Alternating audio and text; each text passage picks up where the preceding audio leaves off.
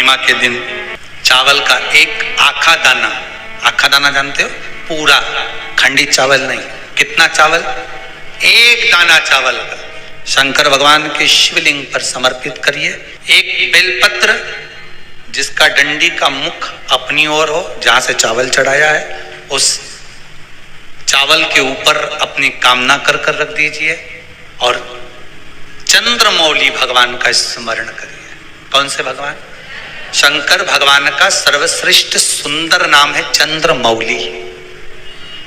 चंद्रमौली भगवान का स्मरण करिए, अपनी कामना कर कर बेलपत्र समर्पित कर कर शिव जी पर एक लोटा पानी, एक जल पात्र समर्पित करो, कलश से जल चढ़ा दीजिए, नैनों में वो जल लगाकर अपनी कामना कर कर वापिस घर को आइए।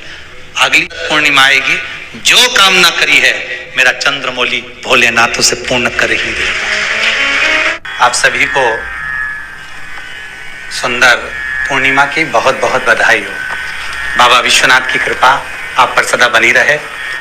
आ गया पूर्णिमा की रात्रि, बड़े से बड़ी बीमारियां, बड़े से बड़े रोग, बड़े से बड़े बड़े कष्ट इस पूर्णिमा की रात्रि को छूट जाते हैं। दमे की बीमारी, श्वास की बीमारी, अनिद्रा की बीमारी, रात्रि को जगना, ये सारी बीमारियां पूर्णिमा की रात्रि को अगर व्यक्ति अपने जीवन को सुखमय बनाए, अपने जीवन को आनंदमय बनाए तो सब छूट सकता है। पूर्णिमा की रात्रि को पीपल के पत्ते 5 लेकर उसके ऊपर खीर डालकर रात्रि को खा लेने से महाराज दमे की बीमारी, श्वास की बीमारी रुक जाती है, वो बीमारी बढ़ती नहीं है, उससे कष्ट नहीं होता। जिन बच्चों के नेत्र कमजोर होते हैं, रोशनी कमजोर होती है, पूर्णिमा के दिन रात्रि को 12 बजे भगवान चंद्रदेव का दर्शन कराइए। 5 से 7 मिनट तक नयन मिलाए चंद्रदेव के साथ और बाद में एक पीपल के पत्ते पर खीर जो चंद्र के नीचे रखी हुई है उसी खीर को चटा दीजिए, फिर चंद्र का दर्शन कराओ, फिर खीर को चटा दीजिए। महाराज नयन की ज्योति बढ़ती है, नींद नहीं आती तो निंद्रा देवी प्रवेश करती है, निंद्रा अच्छी आती है, आनंदित होता है। महाराज जिस व्यक्ति के शरीर में गांठ पड़ जाती हो, शरीर काला पड़ जाता हो, चट्टे पड़ जाते हो या दांत खाज खुजली हो जाता हो, उसके लिए भी पूर्णिमा की रात्रि को 12 बजे महाराज भगवान चंद्रदेव के लिए 21 दिए जलाए जाते हैं।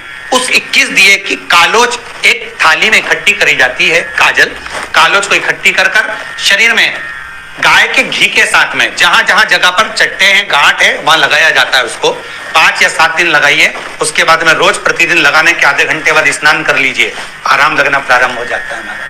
आज पूर्णिमा की रात्रि से लेकर कार्तिक पूर्णिमा की रात्रि के बीच में जो दामोदर भगवान का, कृष्ण का, शिव का मंगल आनंद करेगा, अभिषेक करेगा, पूजन करेगा, स्मरण करेगा, उसके सारे दुख दरिद्र दूर हो जाएंगे। रात्रि को आप बड़े प्रेम से खीर बनाओ, चंद्रदेव की साक्षी में रखो, भोग लगाओ भगवान श्री हरि को।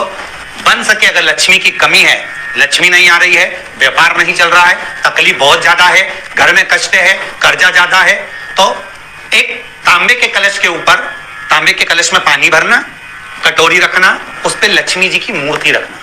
लक्ष्मी जी की मूर्ति नहीं हो तो चांदी का सिक्का रखना। उसके सम्मुख में आप 31 दीपक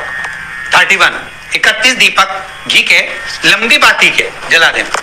महाराज एक एक कमल गट्टा उस 31 दिए के अंदर डाल देना और लक्ष्मी जी का पूजन करना, लक्ष्मी जी का स्मरण करना, खीर का भोग लगाना, पान के पत्ते पर खीर रखना, 5 पत्ते पर खीर का भोग लगाना और माता लक्ष्मी से विनती करना।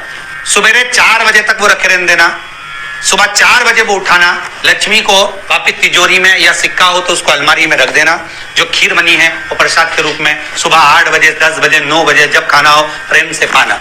माता जो दिए लगाए हैं वो ठंडे हो गए होंगे, उनको रखे रहने देना, बाद में काम आते रहेंगे, या दिए विसर्जन करना हो तो आपकी मर्जी है।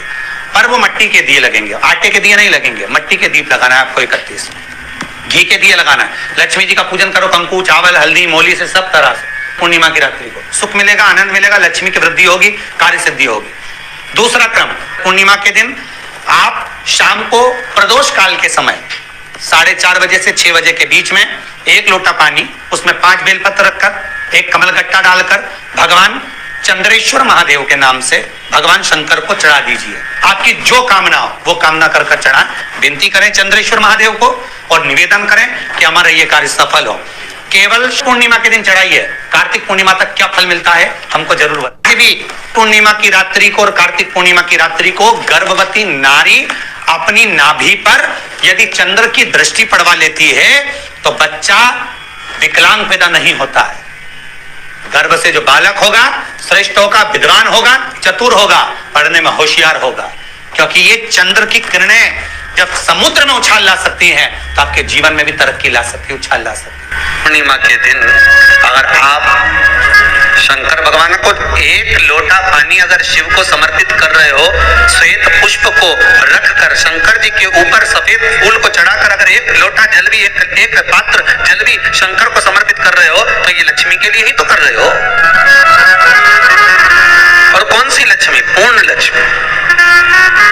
पूर्ण लक्ष्मी पार्वती के यहाँ जब पहुंची, माता पार्वती जी ने लक्ष्मी जी को देखा और सरस्वती को देखा तो पूछा कि बात क्या है, क्या हो गया ऐसा, क्या हुआ, क्या है ऐसा जो तुम दोनों आज मेरे पास में आई, क्या हुआ?